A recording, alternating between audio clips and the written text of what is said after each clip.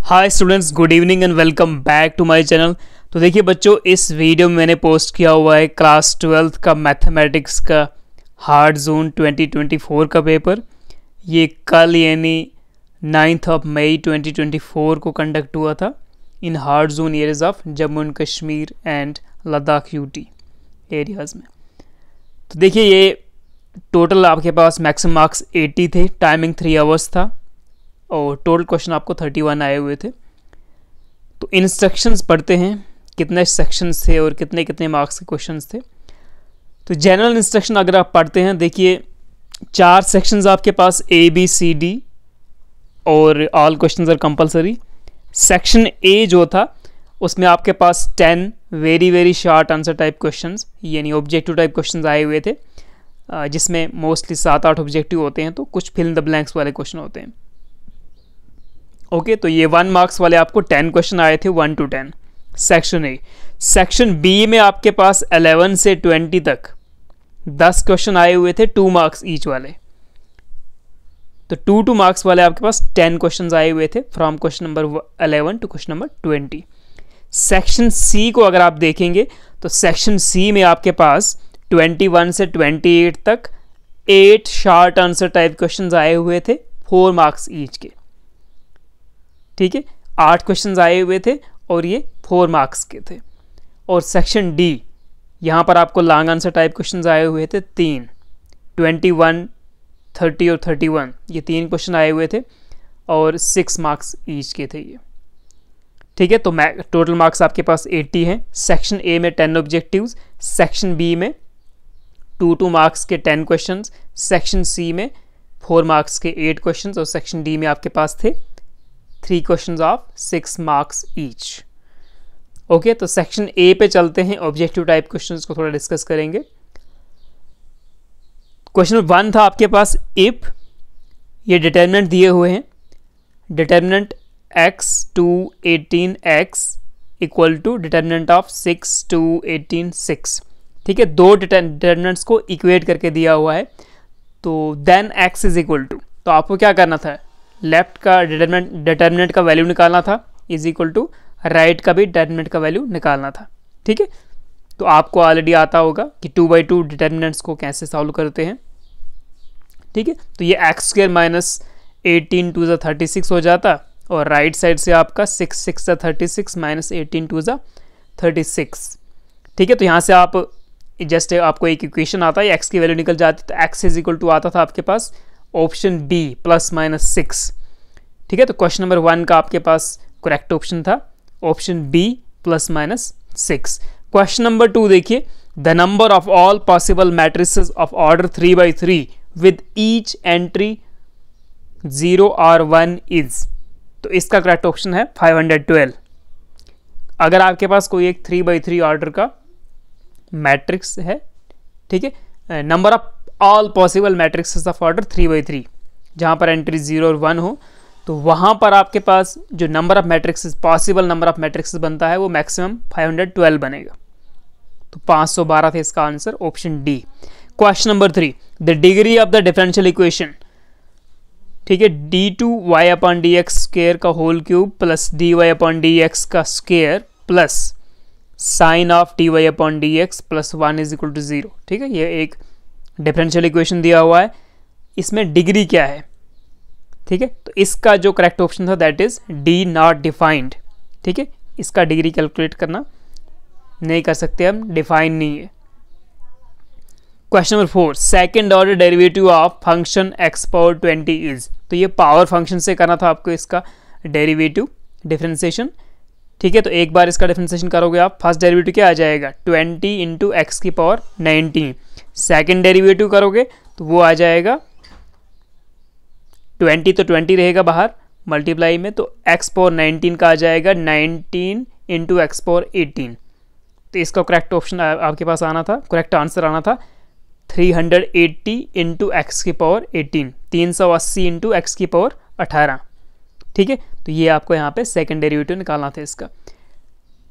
फिर आगे था आपके पास क्वेश्चन नंबर 5, देखते हैं, the anti derivative of under root of x plus 1/√x equals, ठीक है। तो इसका एंटी डेरिवेटिव मीन्स इसका इंटीग्रेशन करना था आपको, इसका इंटीग्रल निकालना था। तो अंडर रूट एक्स और 1/√x का इंटीग्रेशन करते हो आप, तो इसका करेक्ट ऑप्शन आपके पास आना था, इसका करेक्ट ऑप्शन आपके पास आना था C, 2/3 x power 3/2 plus 2 into x power half plus C, constant of integration C. तो क्वेश्चन नंबर 5 का करेक्ट ऑप्शन था सी। इसको आप कैलकुलेट करेंगे, इंटीग्रेट करेंगे इन दोनों टर्म्स को, तो ऑप्शन सी आपके पास सामने आता है। क्वेश्चन नंबर 6 पे चलते हैं। ओके, क्वेश्चन नंबर 6 पढ़ेंगे। If the radius of circle is increasing at the rate of 0.5 centimetre per second, if the radius of circle is increasing at the rate of 0.5 centimeter per second, then the rate of increase of its circumference is। तो देखिए जो radius of the circle है वो increase कर रहा है कितने पे, किस रेट से, 0.5 सेंटीमीटर पर सेकेंड से, मतलब dr/dt दिया हुआ है 0.5 सेंटीमीटर पर सेकेंड। तो rate of increase of circumference क्या होगा, ठीक है। तो इसका करेक्ट ऑप्शन आप निकालते हो, यानी dc/dt निकालना था आपको। c को मैं सर्कमफ्रेंस के लिए कह रहा हूँ, तो dc/dt करोगे तो that is d/dt of 2πr, तो which comes out to be 2π बाहर रहेगा कॉमन, dr/dt, तो dr/dt 0.5 कुट कर देते, 2π इंटू 0.5, ठीक है। इनको मल्टीप्लाई करोगे अगर आप, तो ये आएगा आपके पास पाई सेंटीमीटर पर सेकेंड। कितना आएगा, पाई, या पाई लिख देते आप या पाई सेंटीमीटर पर सेकेंड, तो ये आना था यहाँ पे fill the blank, pi centimetre per second, ठीक है। Question number 7, integration of 10x power 9 plus 10 power x log of 10 to the base e upon x power 10 plus 10 power x dx equals. तो इसका करेक्ट ऑप्शन था आपके पास option number D, log of 10 power x plus x की power 10 plus c, constant of integration, option D. Question number 7 का answer था option D. Question number 8 देखते हैं। If a vector and b vector are two collinear vectors, then which of the following are incorrect. अगर a vector और b vector दो collinear vectors हैं, then which of the following are incorrect, इनमें से कौन सा स्टेटमेंट इनकरेक्ट है। b vector is equal to lambda times a vector for some scalar lambda, ये तो पॉसिबल है, दिस इज करेक्ट। हमें इनकरेक्ट चाहिए इसमें से। b ऑप्शन देखोगे, a vector is equal to plus minus b vector हो सकता है क्या, ओके हो सकता है, because collinear vectors parallel anti parallel हो सकते हैं, आई थिंक b ऑप्शन भी करेक्ट है। c vector is equal to, C vector क्या कह रहा है, सी ऑप्शन क्या कह रहा है, the respective components A vector and B vector are not proportional, ठीक है, प्रोपोर्शनल नहीं होते हैं components of A and B, तो ये भी करेक्ट है। Option D, both the vectors A vector and B vector have same direction but different magnitude, ये ऑप्शन जो है ये इनकरेक्ट है, कह रहा है सेम डायरेक्शन बट इनका डिफरेंट मैग्नीट्यूड, ठीक है, तो ये ऑप्शन इनकरेक्ट है। तो 8 का आंसर आना था D part, D option. 9th और 10th देखते हैं। The vector equation of X Y plane is, the vector equation of X Y plane is, तो एक्स वाई प्लेन के लिए वेक्टर इक्वेशन क्या होता है, R vector dot K unit vector is equal to 0, या R vector dot J unit vector is equal to 0, या R vector dot I unit vector is equal to 0, या R vector dot T vector is equal to 0, ठीक है। तो ये x Y plane की बात हो रही है, मतलब हमारे पास आर वेक्टर डॉट जेड का कंपोनेंट क्या होता है यूनिट वेक्टर में, के, तो option A is correct, R vector dot K unit vector is equal to 0, या R vector dot Z unit vector is equal to 0। तो 9 का करेक्ट ऑप्शन था ऑप्शन ए, ठीक है, option A is the correct equation, vector equation for X Y plane. अगर आपको Y Z plane दिया होता तो आपको एक वेक्टर इक्वेशन बनती है आपकी R vector dot I unit vector is equal to 0, ठीक है, उसमें एक्स कंपोनेंट लाते हैं हम, एक्स कंपोनेंट या ith यूनिट वेक्टर हम साथ में लाते। और अगर एक्स जेड प्लेन की बात हो रही है तो फिर R vector dot J unit vector is equal to 0। तो ये था X Y plane. X Y plane के लिए मतलब आपको R vector dot Z unit vector is equal to 0 बननी थी आपकी वेक्टर इक्वेशन। ठीक है, जेड यूनिट वेक्टर बोल दो या के यूनिट वेक्टर बोल दो। ओके, लास्ट ऑब्जेक्टिव है question number 10। Linear function z is equal to ax plus by where a and b are constants which has to be maximized or minimized is called a linear objective function। ठीक है, एक linear function z is equal to ax plus by जिसको हम लिख सकते हैं where a and b are constants, जिसको हम मिनिमाइज या मैक्सिमाइज कर सकते हैं, तो that linear function is called linear objective function. ठीक है, तो ये थे आपके 10 ऑब्जेक्टिव क्वेश्चंस। आगे देखते हैं कि सेक्शन बी सी डी में कौन कौन से क्वेश्चन आए हुए हैं। तो ये थे very short answer type questions, 2 marks each वाले। ठीक है, ये भी आए हुए हैं आपके पास 10 क्वेश्चंस। ठीक है, 11 to 20 आई थिंक। तो देखिए पहले आया हुआ है determine the relation in the set A is equal to curly braces 1 2 3 14 तक दिया हुआ है। डिफाइन किया गया relation r is equal to X Y such that 3x minus Y is equal to 0 is reflexive symmetric और transitive. तो एक relation बनाना है, एक सेट दिया हुआ है और रिलेशन को डिफाइन भी करके दिया हुआ है, और रिफ्लेक्सिव सिमेट्रिक या ट्रांजिटिव कौन सा रिलेशन है ये डिटरमाइन करना है, रिफ्लेक्सिव है, सिमेट्रिक है, ट्रांजिटिव है। Question number 12, find the principal value of cos inverse under root 3/2। ठीक है, बिल्कुल सिंपल क्वेश्चन था ये, बहुत ही सिंपल, और ये वेरी शॉर्ट आंसर टाइप्स हैं, तो बहुत 2 लाइन के क्वेश्चन है। तो इसका आपको प्रिंसिपल वैल्यू निकालना था cos इनवर्स अंडर रूट 3/2 का। Question number 13, find the interval in which the function x² plus 2x minus 5 is strictly increasing और डिक्रीजिंग। ठीक है, तो इंटरवल इसका निकालना था जहां पे ये फंक्शन स्ट्रिक्टली इंक्रीजिंग या डिक्रीजिंग होगा। Find the magnitude of the vector a vector is equal to i unit vector plus j unit vector plus k unit vector. ठीक है, तो मैग्नीट्यूड आपको ऑलरेडी आता है under root of ith component plus jth component का square plus kth component का square. ठीक है, या under root of X square plus Y square plus Z square. ठीक है, where X Y Z are ith jth and kth components, इनके coefficients. ठीक है, तो यहाँ पे i यूनिट वेक्टर का ऑप्शन क्या है 1, j का भी 1 है और k का भी कोफिशिएंट 1 है। तो ये आना था magnitude of A vector mod of A vector is equal to क्या आना था अंडर रूट ऑफ 1 का स्क्वायर प्लस 1 का स्क्वायर प्लस 1 का स्क्वायर। तो ये अंडर रूट 3 आ जाता आंसर आपका।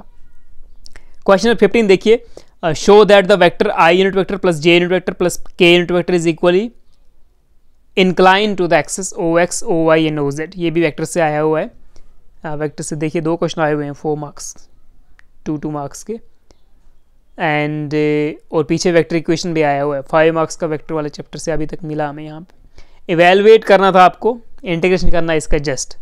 ठीक है, 3 टर्म का एक यहाँ पे फंक्शन दिया है ax² plus bx plus c, तो इसका आप इंटीग्रेट कर दीजिए।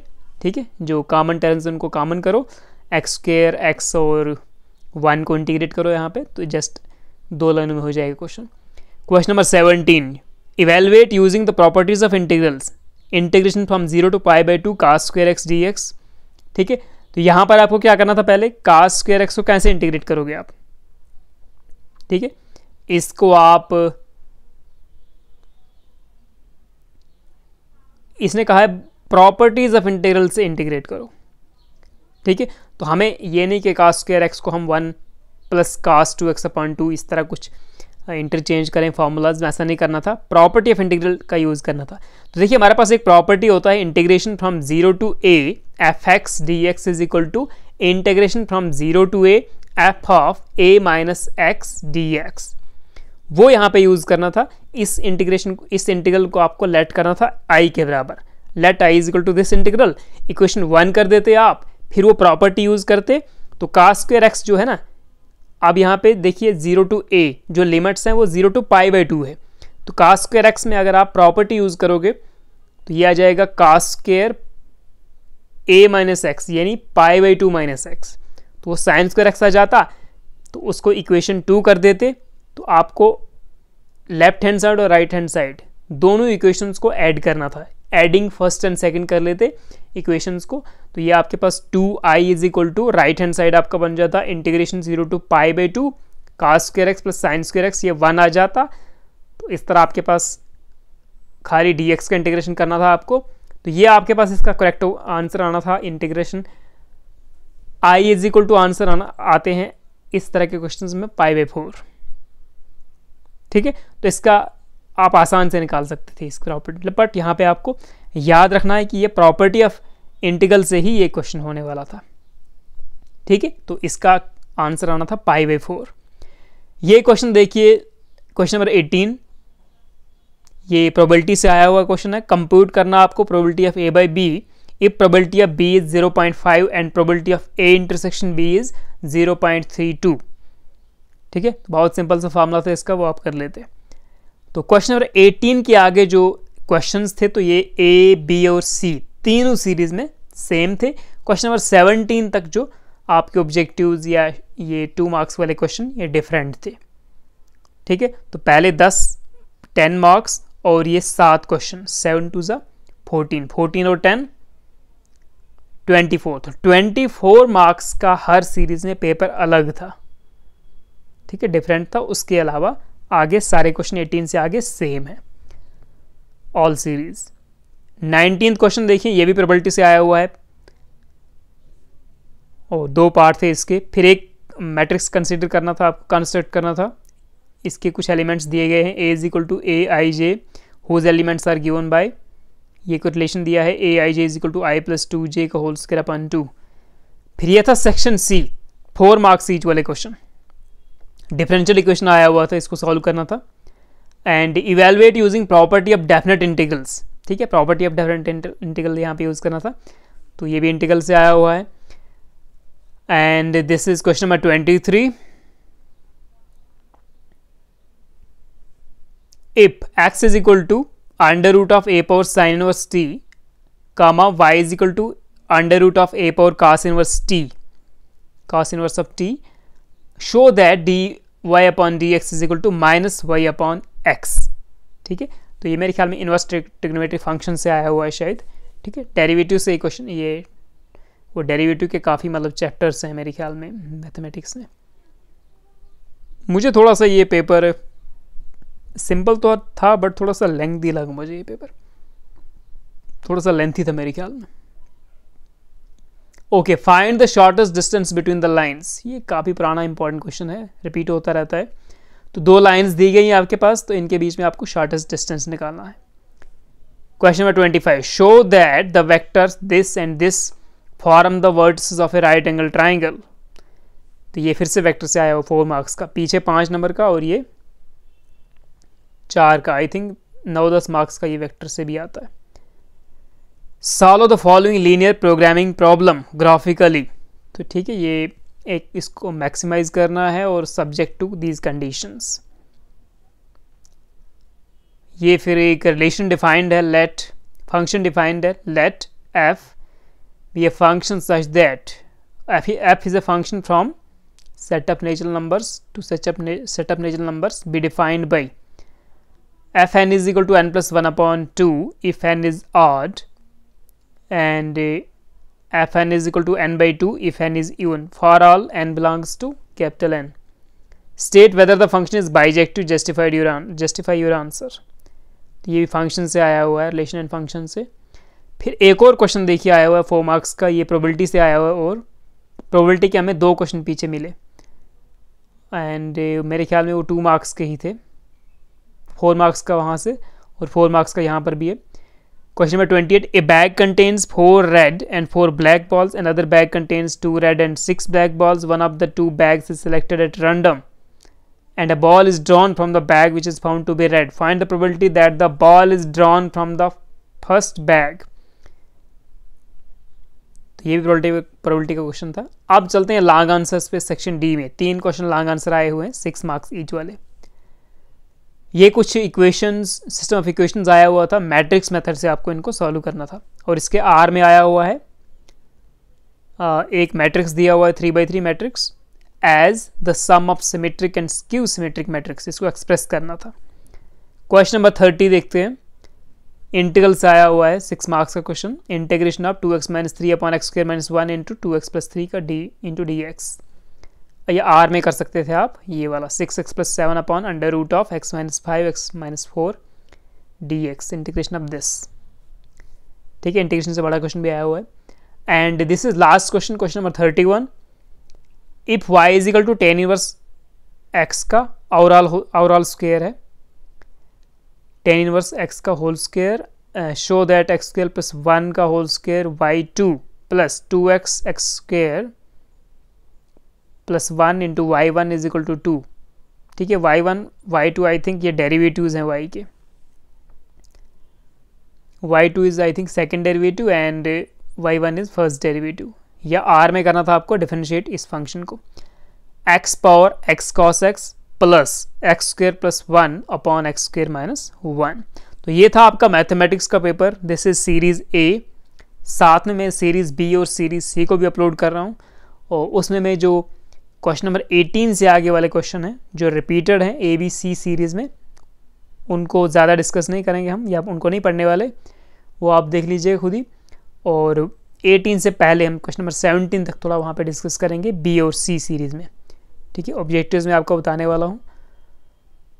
ओके, तो this is series A, series B और सी भी मैं यहाँ पे अपलोड कर दूंगा। साथ में आपको डिस्क्रिप्शन लिंक में शायद ये सॉल्व पेपर भी दे दूँ, और question paper series A, series B और सी सीरीज़ तीनों ये मैं देने वाला हूँ। तो मिलते हैं नेक्स्ट वीडियो में, तब तक के लिए take care, see you soon.